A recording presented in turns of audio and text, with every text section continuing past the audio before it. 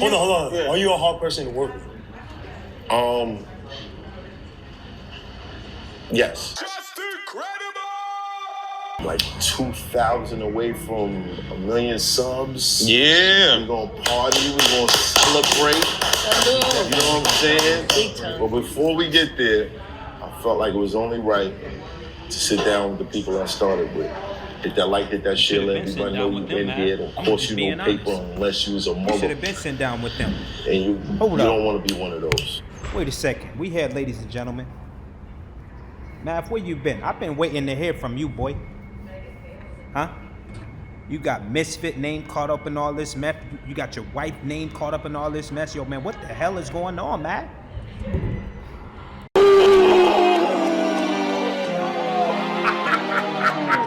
Now, if you try to do one, I'ma do two. Whoa. This team is fucking crazy. And if you try to do three, I'ma do four. Maybe even more. I go by the name of PRLO. Yeah. You're 2,000 away from 1 million subscribers. Oh, yeah. That is definitely something to celebrate. But, man, what the fuck has been going on? I got a lot of questions that need answers. And I'm hoping you provide me with those answers in this vlog that you got here. And salute the Misfit Knowledge coming back on the show. It should have been this way from the very beginning. It should have been this way from the very beginning. And again, I get it. You're going to go through your ups and downs. But we here now, ladies and gentlemen. Let's get to all of the questions that I need answers to, and I'm hoping you provide me with those answers. Misfit, you and her, and with this entanglement, like, let me find out that shit isn't true. In this vlog here, Matt. So without further ado, my guy, it is right back on you. Right, You ain't seen Take over the whole It's online. Matter of fact, we're gonna link his podcast down there too. Check out Tiger Uppercut Podcast. Yeah, Tiger Uppercut. That would be dope if you started the show with just the sound bite. Yeah. That'd be wild. And I got my man Knowledge in the building. Hip hop is real. What's up, y'all? Y'all already know it's your boy Knowledge got hip hop. So we out here. Y'all see that? Mav got the security guard back there blickied up and all of that. Mav, you see you getting too much money, man. Y'all got the security guard back there on hunt for anything that's moving on me. I like that. Boy got the whole game back. We back. We it's back. admirable right here. These motherfuckers that left that like, didn't kick my back. You know what I'm saying? A lot of the times you would think that there's so much turmoil behind the scenes, and these guys, you know, dislike each other just because, business avenues did not connect the way they would have liked for them to connect. So it's always good to see, the core group get back together. I like to see this. This right here. This is functional. I fuck with this. Fixed? Yes. At least with Space. Space. I don't know everybody else like Right, personally, Space. but I'm I talking know about Space. Space. Space is a good dude. So I think that could bend it. Or too deep. Alright. Uppercut Podcast. That's it. His podcast should be called Sucker Punch. Because it came out of nowhere. And that's the part that's one thing Mav gonna do is throw hella jabs. I want boy to get to what we really here for. Like, what happened? Why the group break up? Like, what's going on? You know what I'm saying? Like I want to know why Misfit name was thrown in the midst of all of this. Why Tasha K wilding out on you and all of that. Like let's get to that. Just out the blue one day, I was like, yo, Space, you gotta re-edit this. He was like, no. And I was like, what you mean, no? It was just a whole one. I mean, I started to walk in the shop and I just felt this vibe, like, and I would make the joke, yo, when y'all gonna let me in on the other group chat? Because I could feel the vibe, you know what I'm saying? And nobody ever came to me and said, yo, this is our issue, da-da. So who he's referring to is the guy that did he was the producer in the earlier stages of the show, and apparently he felt like Mav wasn't paying out what he needed to pay out. So he kind of like took it amongst himself to go do his own thing, and then, you know, with other co-hosts considering. And Mav explaining like the energy that was around at that time and the reason why he kind of like disconnected himself from those people.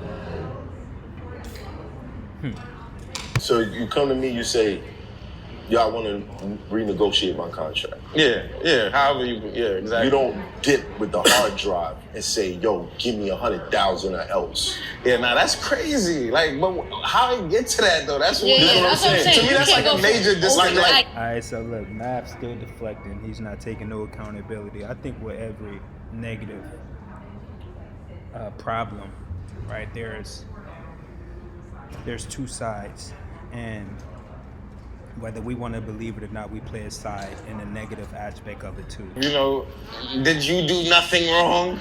Right. Did you not? You know, Let me don't think about stunt. it. Right, Yeah, Let me don't think front. about said it. that you was always late. If I was to say, if I did anything wrong, is I did not anticipate shit going left.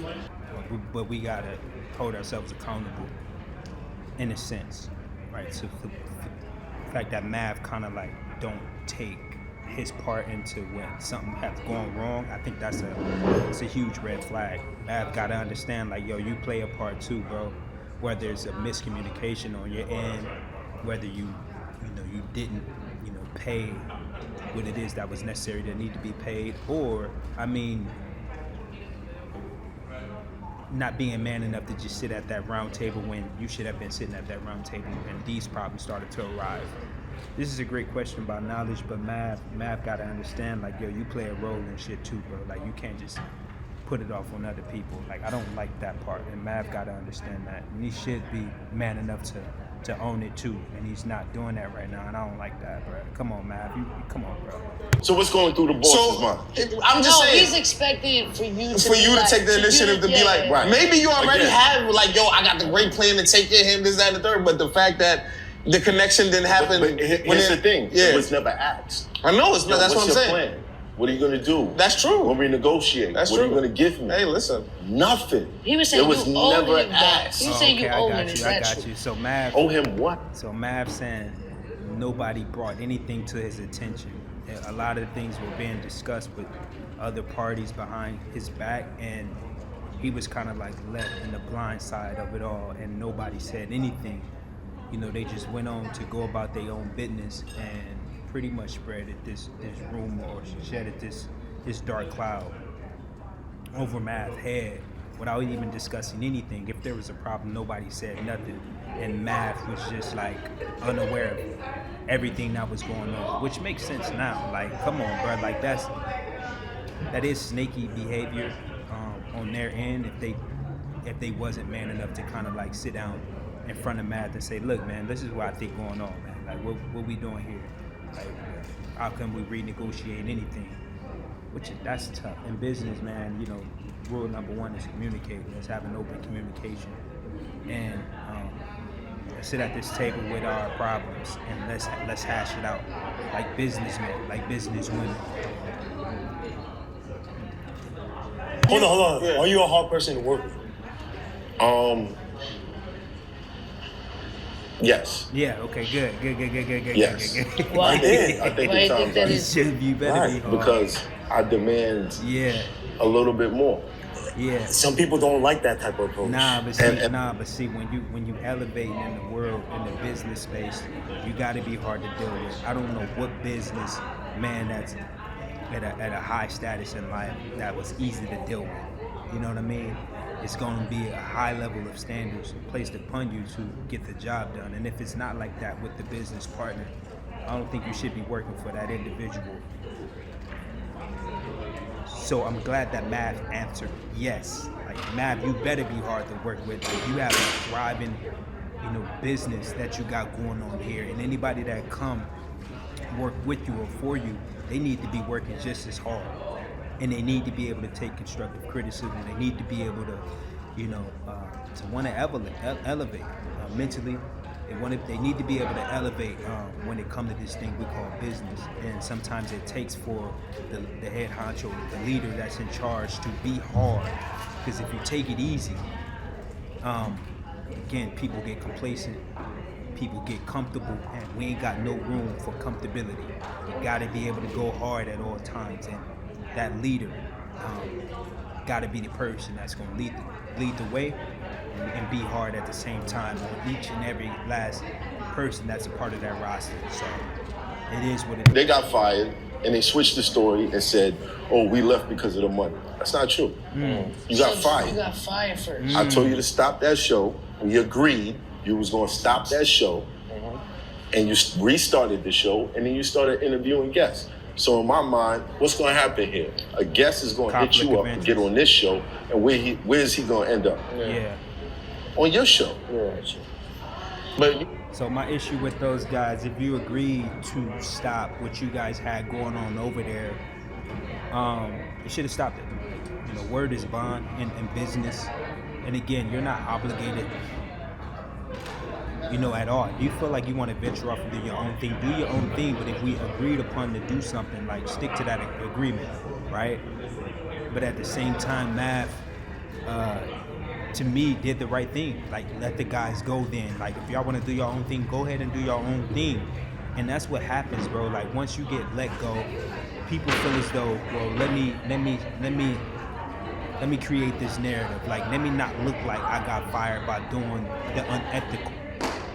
And it is, bro, like, it's a conflict of interest. Like, you can't, like, now you've taken away from what our show could do when we do air it. Because you did your own thing already, and your opinion and your viewpoint on whatever we got to talk about is already out there. So what's the point of us doing what we do over here? Like, as a businessman, that's how you're going to think, man. Let me let y'all the fuck go. It is what it is. Mav did the right thing there. I'm still waiting on the misfit part. You know what I'm saying? Like, what's up with that, bro? Like, you can't be messing with the co-hosts and all that. That's fucking up plenty business, man. Everybody else I brought. okay. And I know some people think that's mad easy. All you got to do is bring the guests. How? Sure it is. Tiger, how hard is that, Tiger? All right, you stop me there. All right, look, man. So I'm gonna end that video right there. I guess he's gonna put out another part to this whole series, and we're gonna keep up with the HOFFAs. We're gonna call it keeping up with the HOFFAs. And it's very unfortunate, and it is hard. They're gonna get to it on the next episode, I believe. But one who do a lot of interviews and sit down exclusive chats with, you know, a lot of the artists that I get in contact with in terms of what we call battle rap. Dude, it can be on the day of, literally hours before, and guys that cancel out and be like, hey, yo, let's just do it on this day, and then you plan to do it on that day. That day come, they not answering the phone, and giving you the runaround, and then you just be exhausted mentally from all of it, man. So it is hard to get guests on, man, and again, sometimes it takes for you to have a connection with someone.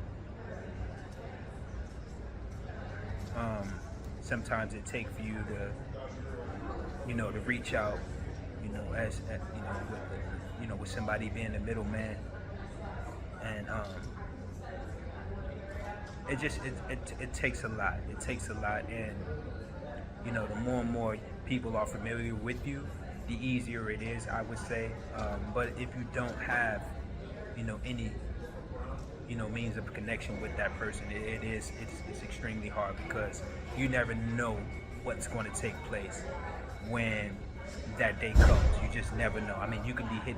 I've personally hit people up months out in advance and just had everything professionally done up to where we had a date, we had a time, we show, you know, the equipment, and at times you go about doing things with just sending like the questions that you have for a person, right? And it's just like, at that point, it don't even become a candid interview. It's just like,